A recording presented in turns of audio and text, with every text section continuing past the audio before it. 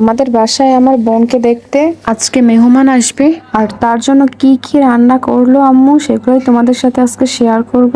তো এখন এখানে চিংড়ি মাছ রান্না করা হচ্ছে। তো পেঁয়াজগুলোকে ভালো করে ভেজে তারপরে আদা রসুন পেস্ট দিয়ে দিল।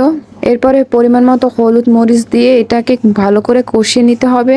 লবণ হলুদ মরিচ সবকিছু ভালোভাবে কষিয়ে নেওয়ার পরে একটি সুন্দর মশলা তৈরি হবে এবং চিংড়ি মাছগুলোর মধ্যে সেই মশলাগুলোকে ঢেলে দিচ্ছে।